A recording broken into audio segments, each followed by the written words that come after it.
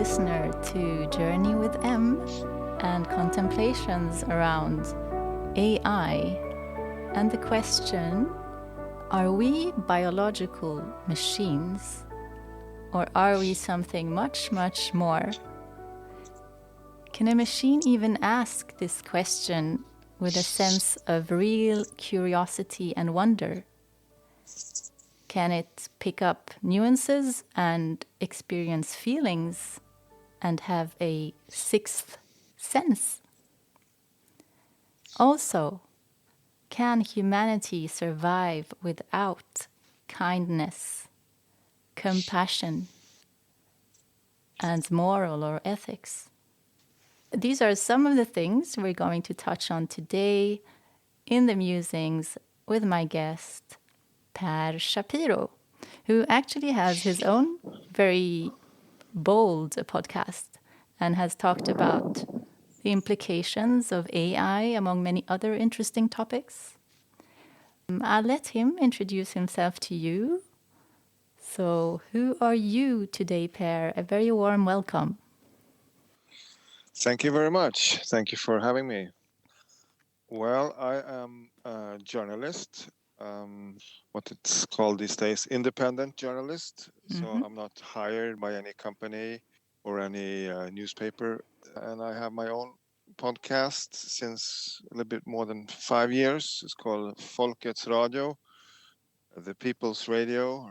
And I should probably say that I'm not an AI researcher or expert in any way in this topic, but I have touched upon it in a lot of articles and programs as the threat to our way of life as I see it, and also, which maybe we can come back to from a little bit more what you might call a shamanistic or esoteric perspective, where I claim that the actual sort of force behind AI is actually nothing new. We tend to think about it as sort of something that has emerged on the scene maybe during the last 10, 20, 30 years.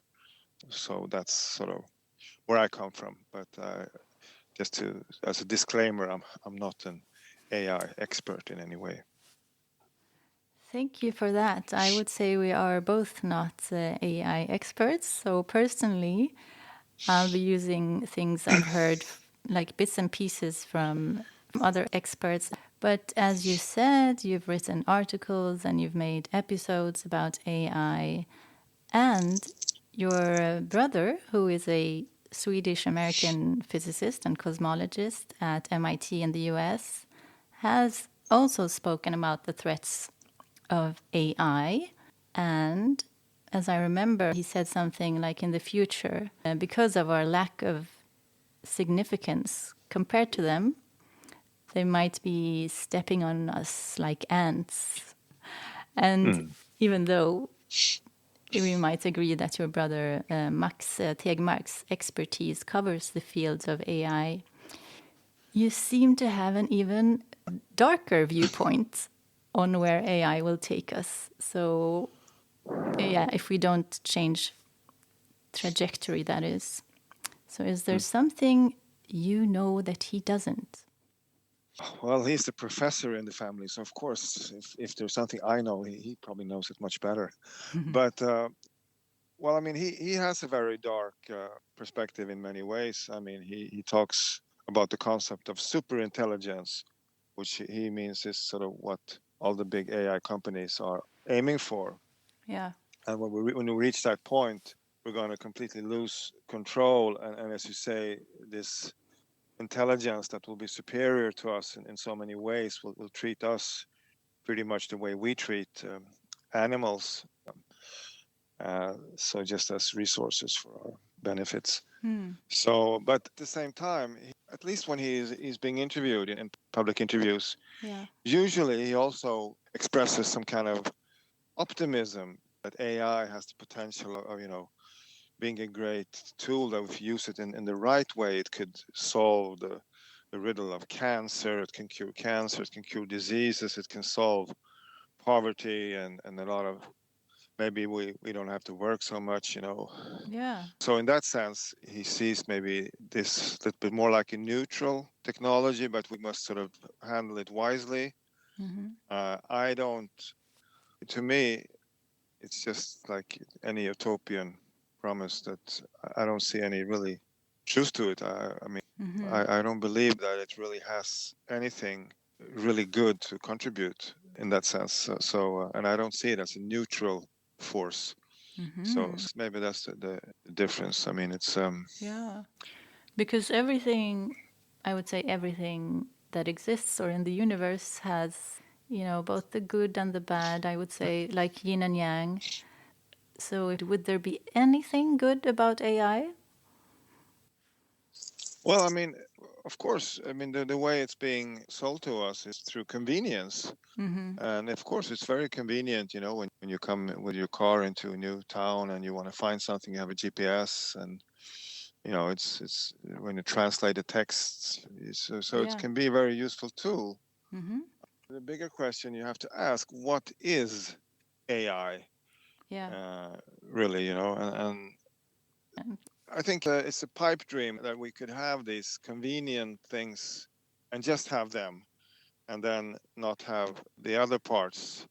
It's a little bit like, if you give somebody a very strong drug like heroin, and you say the only thing you want from it is the high and the ecstasy. You don't want any of the bad. I think you can't really separate the two. that's a very good parallel. And I'd like to know, and I think I know, but I'll ask you anyway. Do you believe we humans have a soul? Yeah, of course. Yeah. So maybe what I'm thinking that the key problem here is that many do not believe that. Like they might think of human beings as machines, and they don't really mind that this machine merges with the other machine. Yes, this is yeah, it's a huge question here, but a lot to unpack. Yeah. I have had two German anthroposophists on my podcast several times, and they have talked at length about these issues. And a concept I got from them is that they call it the religion of transhumanism. And transhumanism is what you described, is the idea that we are just, basically molecules and atoms, and it can be rearranged in better ways so that with technology we can improve ourselves. And Yeah. that is a religion. They say that this is the covert state religion in most countries today. And first, when I heard that, it sounded preposterous, but we realized, what are they teaching us in school and universities? Yeah. Isn't it exactly that we are just there is no such thing as soul. There's nothing, you know, in the world of plants and animals, and it's just atoms can be rearranged. So then, in this religion, technology becomes godlike thing, with AI maybe being as a god. Yeah. Um, but just to add something to that, you mentioned soul, Yeah. and that we have a soul, and a computer doesn't have a soul. And I'm not an expert in the field of esoterics, but as they put it, the computer doesn't have a soul, but everything in the universe has a spirit. So they talk about that what is driving this development are the spirits of transhumanism, the spirit of AI. So everything exists because it has a spirit. I'm not saying that I can explain that, but I think that it's useful to when you talk about a concept like AI, that it's not just technology that it's some nerd is developing in his garage, that it is actually, it is some kind of spirit which does not maybe belong at all in the biosphere, which is sort of through this technology coming into our reality. Uh, Yeah. and Is there a difference between a soul and a spirit, you think? Well, that's an excellent question, and I think yes, I think so. And as I say, I'm not a shaman, and I'm a clairvoyant, but I have done a lot of interviews and talked to a lot of people who are, and so. I think it's obvious that everything alive has an etheric body. We have a soul, which is our guiding higher self, or what do you want to call it, and that a spirit is something different. As soon as you come into this, if you just compare the feeling you have when you walk through a pristine forest, or when you walk through like a very industrialized place, you feel that there's something lacking. Yeah. And I think is what you would call a soul.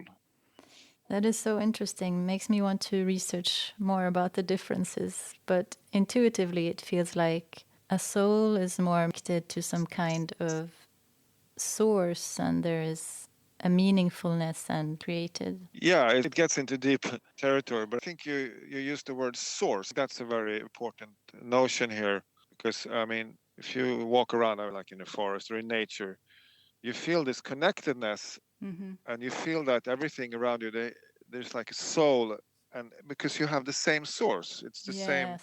force behind all life on the planet, whereas AI does not come from this source. It does not belong here.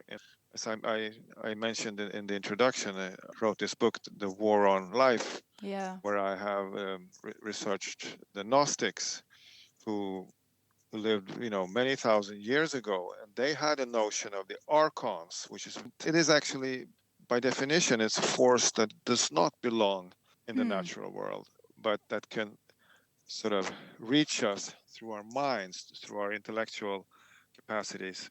So in that sense, you could say that with your vocabulary, that it doesn't have the same source, it doesn't have a soul.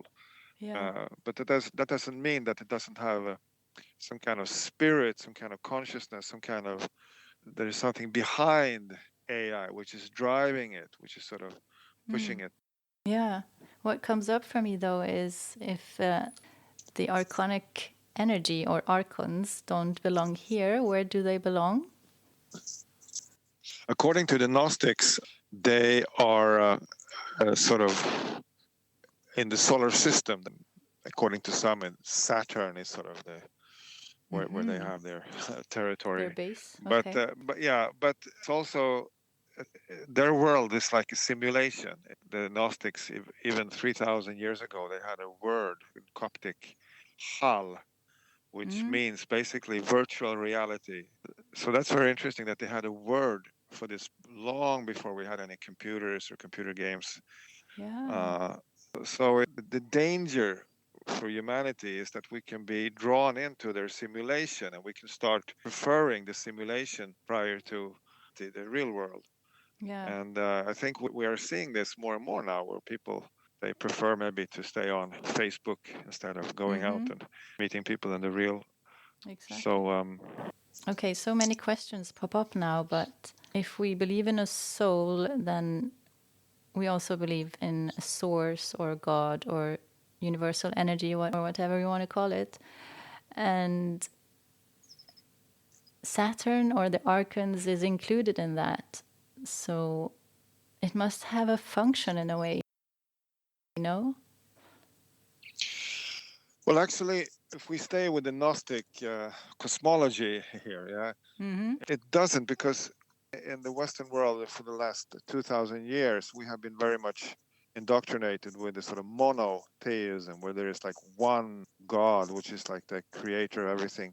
In most pagan societies, there was a multitude of gods and goddesses, and according to the Gnostics and to many indigenous people, this planet, behind it is, they call it the goddess Sophia. It's a goddess. She did not create the whole universe, but she is the force behind all life on the planet. She is dreaming our life.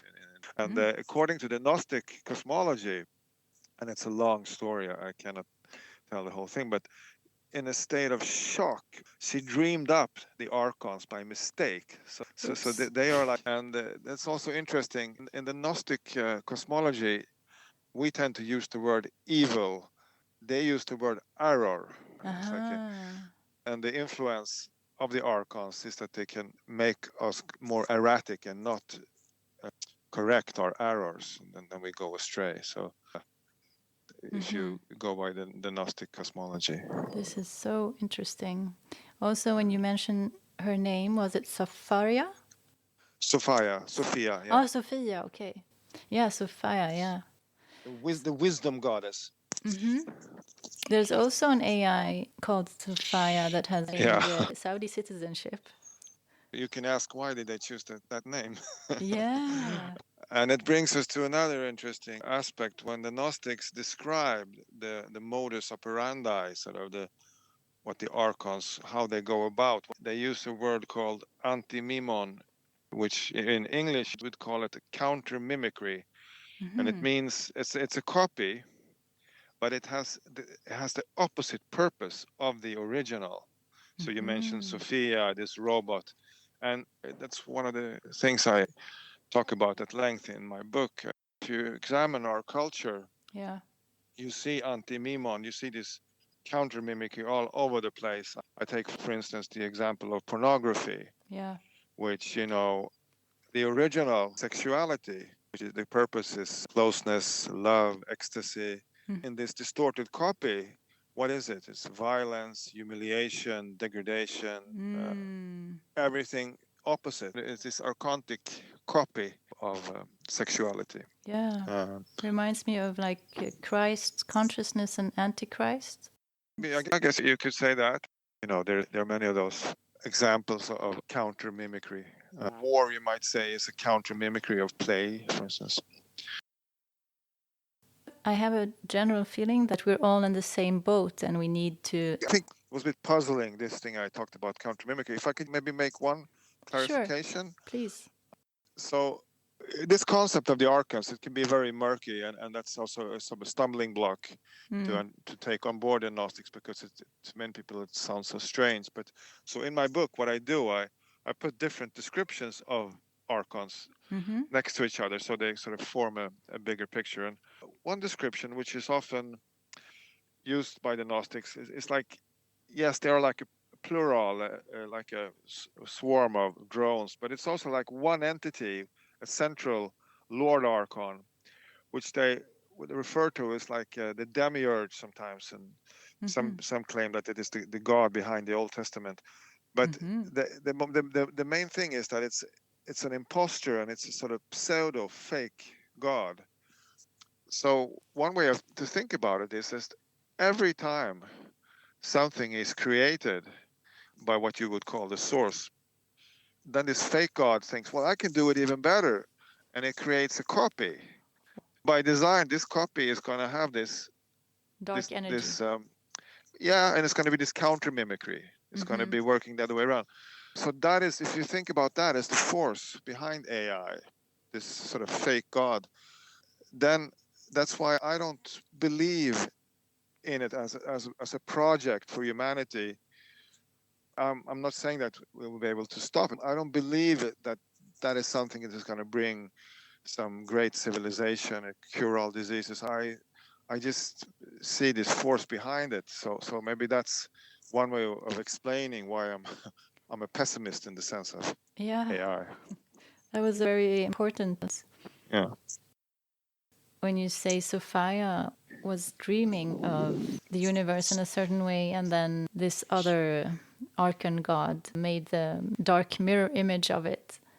With that, maybe it's also in your book, but is that why we are in this physical realm? Maybe if Sophia only had dreamed of us, we would be more esoteric. No, I wouldn't say that, because she's not the goddess of the universe. She's dreaming up life on this planet. So that is also, that's also like maybe a distorted notion of the Gnostics, that they said that we are prisons of our bodies and the physical is something. And that's also, something actually, I would say, quite archontic, which is permeating a lot of the main religions, that our bodies are sinful and this earth is it's sort of, I think that's more like archontic envy, because they don't have bodies, they don't have this physical life, so they create sort of religious impulses that this is all sinful, and they're jealous of our blood and flesh. Yeah, I think that's one of the driving forces behind this archontic is sort of a deep, like, sometimes you can be envy in a good sense that, you want to be as good as your friend at playing basketball or something. But this kind of envy where you want to destroy what you cannot have, it's a war against life.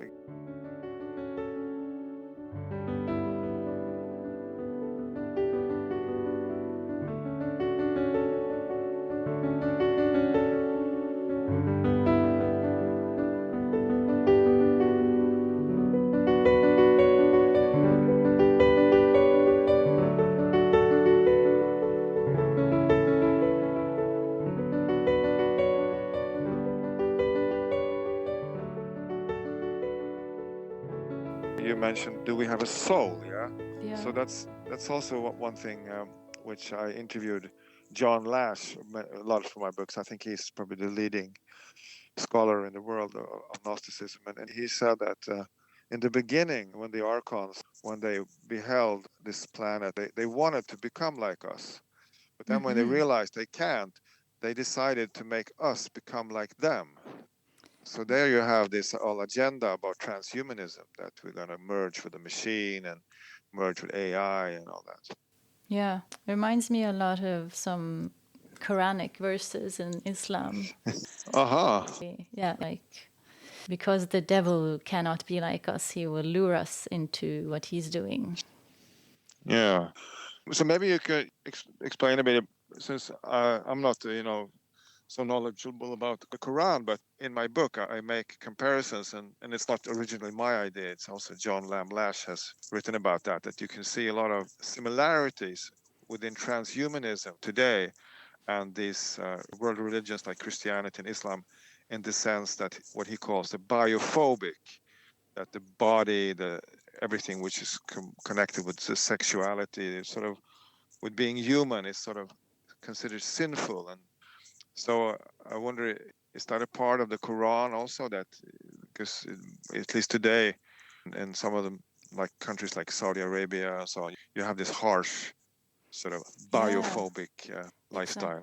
Well, I think there's so many different interpretations of the verses in the Quran and also what the Prophet has said. But I don't have the sense that the main theme is that we're supposed to be against the body per se. It's more like we should refine it because we get bombarded by so many negative and dark things around us. So, like fasting, for example, when we take away the food, whatever is stored in the sense of emotions or thoughts comes up to the surface, and then we can handle them. And fasting, I know, is in Christianity as well, like around Easter. But also praying maybe 5 times a day reminds you that you're connected to the source. So I don't think there are explicit verses of like the body is sinful or something like that. And this practice that women are supposed to cover their faces and bodies, sort of, is that more like a political version of Islam? Yeah, I would say there's no verse that I know that says we should cover our faces. There is a verse about covering our, let's see, I have to say the verse in Arabic. فَلْيَضْرِبْنَا بِخُمُورِهِنَّ عَلَى جُيُوبِهِنَّ. You should throw your veil onto the bends, like maybe the breast and armpits and whatever is below. And I think it's not like, and if you don't do that, you will go to hell. It's more like you're walking in the desert and maybe you want people to focus and not see breasts around them. I don't know. It's more like, but also people in the streets in Egypt, I've seen a lot of women, breastfeed their kids and children, and it's not something that's frowned upon. Yeah, you can twist and do everything you want to make it more patriarchal or more, to whatever you want. Yeah. I quote in my book, Jane Caputi, an American author and I think feminist in the 70s. And in one interview, she says that pornography is the evil twin of Christianity. She said that they're both based on sex negativity and the female body as something negative, and said without that you wouldn't have pornography and you wouldn't have Christianity. So it's a very bold statement, of course, but and as you say, there are many different interpretations and different Christians and different Muslims. So you shouldn't sort of maybe be too categorical. Exactly. And I do agree with her in the sense of that what's forbidden is like you want it more, or when you go to one extreme it will inevitably stretch and go to the other after a while. Exactly, and it also sort of teaches you that the only thing which is really worth having is what is forbidden, which is sort of which opens the door for all kinds of perversions and crimes. And yeah. So trying to go back to AI, and I'm looking at what can we do and the reality of what we are in, and I'm thinking what's commercially available to us right now is like the tip of the iceberg. But some of the things they say is that in less than 10 years we will not be able to know if our colleagues or coworkers are humans or AI. And I think in less than 5 years, we won't be able to know if the people walking with us on the streets are humans or AI. So, what emerges in you when you think of yourself and your family and your children when I say things like that? well, of course, it's a horrific perspective, and especially when you say that it can happen so fast, you realize how it's a nightmare, of course, in many ways. Well, there's some aspects to that. I mean, one thing which often is heard is that AI will take away our jobs. Yeah. And I once interviewed Per Johansson, a Swedish philosopher, and he said that the only job they can take away is a job which is already artificially intelligent.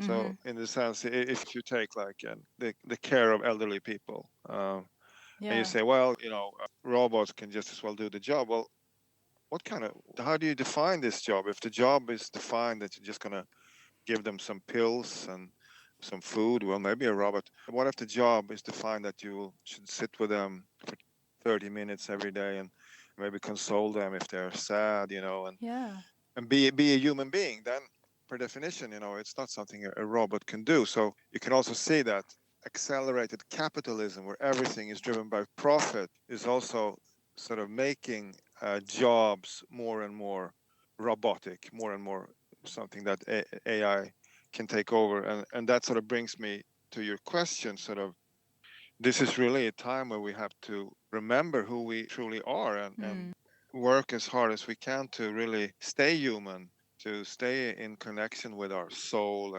Exactly. and really develop relations.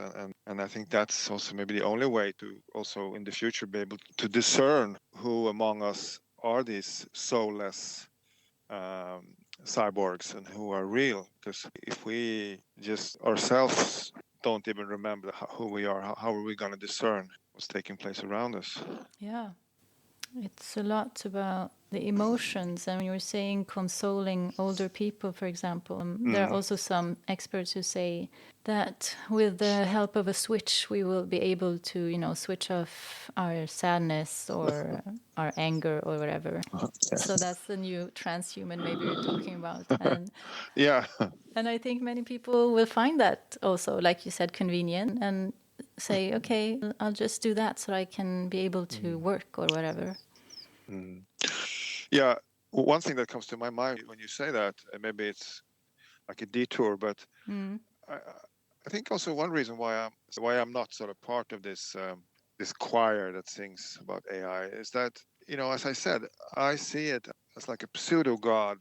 And I think the only reason why we can become so fascinated by it is that we have lost the connection with the natural world. I mean, if you just go out in a forest and you look at 1 square meter and you try to truly understand what's going on there with all the complexity with millions of different microbes and animals and plants and fungi, you will soon reach a complexity which is way beyond any AI that will ever exist. Exactly. So The only way really that AI can sort of appeal to us is when we lose this connection and fascination for the real world.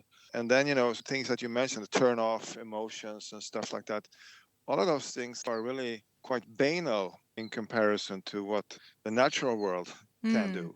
What comes up now is actually another verse in the Quran, and I'm not sure in which context it was, but it said something like they think they can create something, but they cannot even create a fly. So, Yeah. And one thing that I have written about also is that as soon as you see, it's sometimes hard to differentiate AI from big technology, big business, big industry. When they come in and they want to take control of something, the only way they can do it and really extract profit, let's say, from a certain area, is to simplify it so much that it becomes a monoculture. So they basically eradicate everything. They like a genocidal, and they just plant corn in 2 acres of land or something like that. Yeah. yeah. So it sort of implicates that AI does not understand the complexity of nature. Yeah. So what it has to do is to simplify and stupefy. So I think at least that's for me is also an inspiration that I want to belong to the natural world and to this source. I'm not sort of seduced and attracted by this copy. Yeah. Such a powerful reminder, and it strengthens me also to think the same, because it's quite easy actually to be lured into this other world if you're not aware. Yeah. I just mean also that I don't know if that is true, but some people say that, for instance, that in our culture and our present time, we have lost a lot of abilities that maybe humans that lived a long time ago used to have. Like some people say that we have really deep inside our being, we have an ability for telepathy, for instance. So that's also one way which is often power is exercised, that you rob somebody of something. Yeah. And then you come, I can help you. I can give you this substitute. So Like, you rob somebody of a true, like, sexual connection, and then they have pornography. You rob somebody of telepathy, and now all of a sudden, these different smart technologies seems like magic. Oh, wow, I can sit here and I could communicate with my brother who lives in the United States. But maybe yeah, we have this ability really deep inside all along, but we have forgotten about these abilities. definitely. I can see that even now. Like, there's this simple saying of if you don't use it, you lose it. And it's the Exactly. same with all the skills we have, mathematics and whatever, using the calculator and not now being able to count.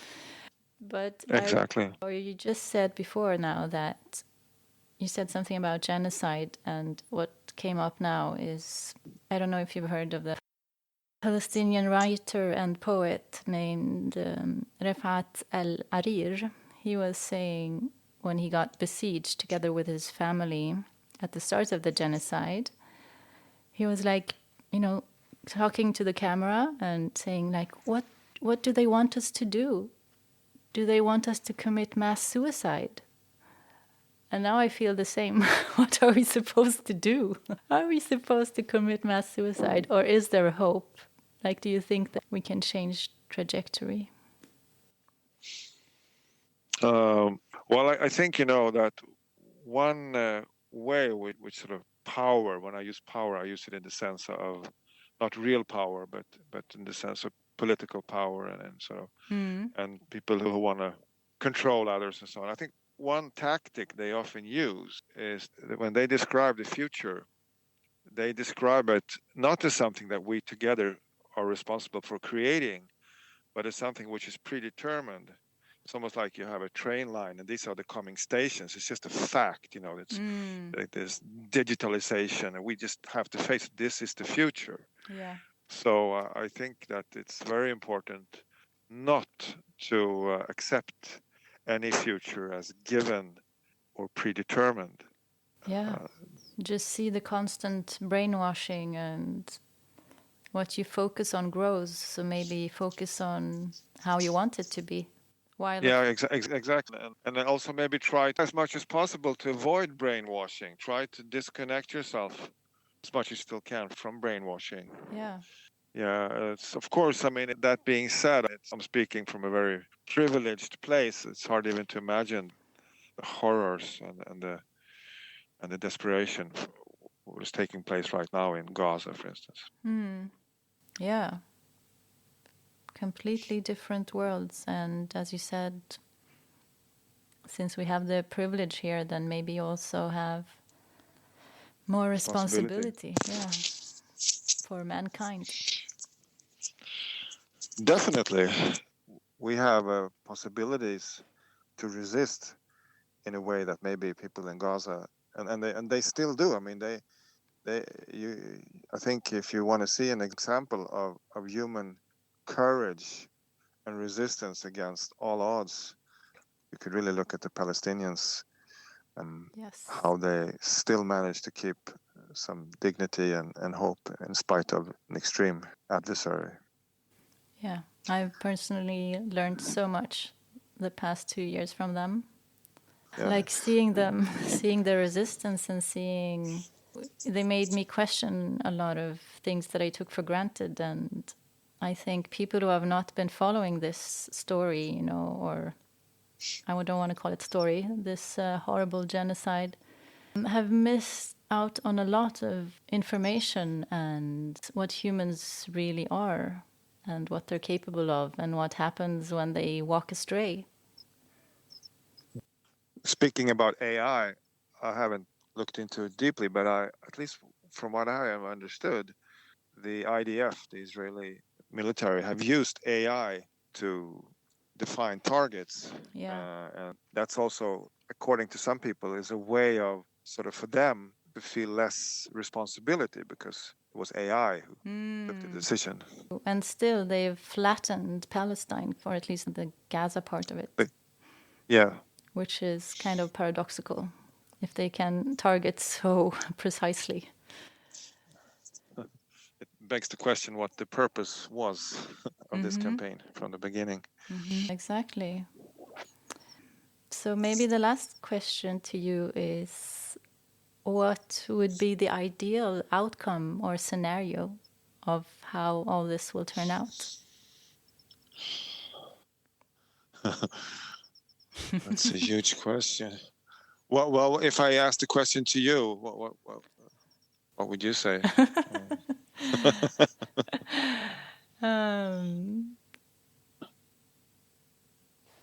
That we wake up to who we really are. And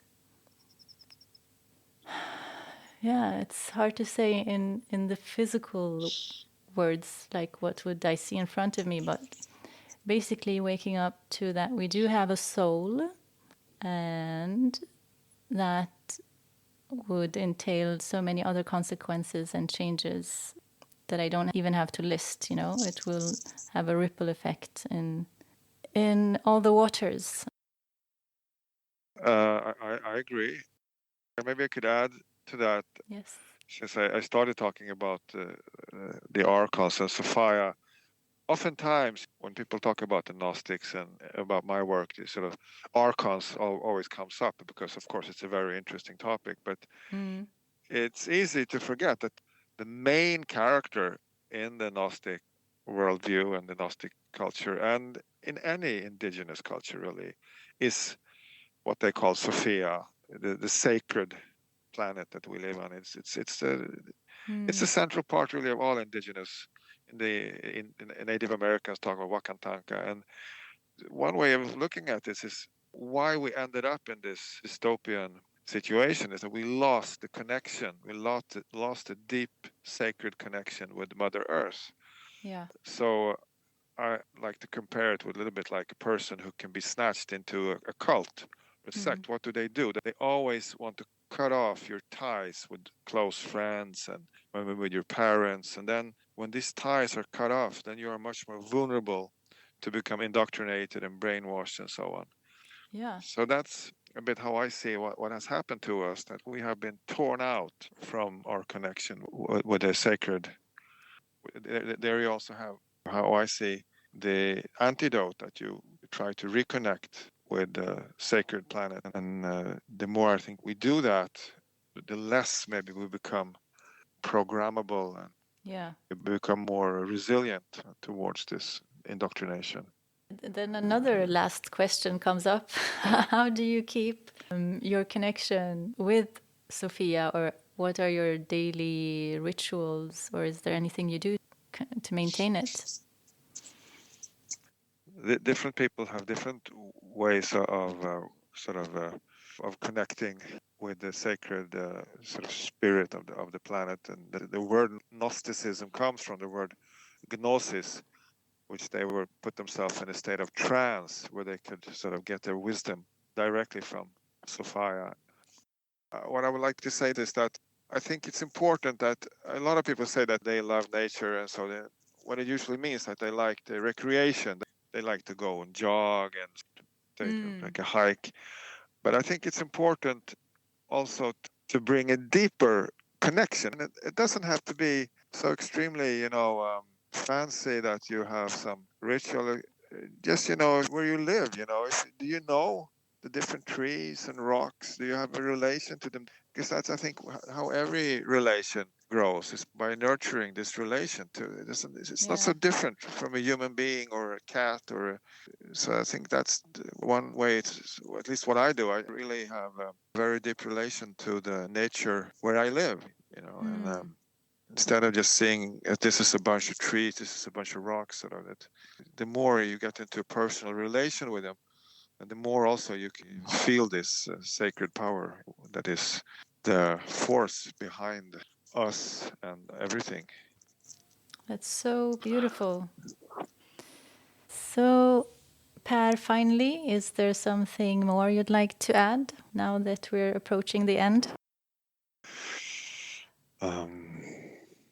Well, you talked about this, possible dystopian future that I'm sure instills a lot of fear. People think that within 5-10 years there will be cyborgs in the street. We won't no longer recognize what is real. And one thing that comes to my mind is that in the Gnostic cosmology, that when Sophia, when she dreams up the archons, it's in a state of shock and fear. And so one way of, if you talk about source, it's of course just an hypothesis, but if you would think about this AI archontic matrix, what is its source?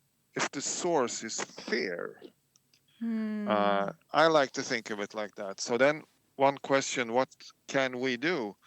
We can do maybe is what sometimes is called shadow work, is to work through to confront our fears and our traumas. Perhaps it's not easy, but if we see them as sort of the entry point where this archontic force can get influence over us, then that's also is maybe the best self-defense, is to work through our fears and I love to that. end on a constructive note. Yes, it's exactly what I'm working on myself, and also propagating that we should have courage. And courage comes from the word cœur, the heart. What's the movie Braveheart? That bravery comes from the heart. So yeah, I agree fully with you. Thank you for this beautiful ending. Oh yeah, and I want to thank you for the opportunity to be on your podcast, and it's been a pleasure. If somebody wants to know more about my take, for instance, on the Gnostics or Archons or Sophia, I would recommend my podcast that I did a special program about, and maybe we can link to it, and also my book that I wrote. I hopefully I'm a bit more comprehensive. I can link both the book and the podcast. Thank you, Per. It's my pleasure. And thank you to all the listeners. And see you next time on The Journey with M.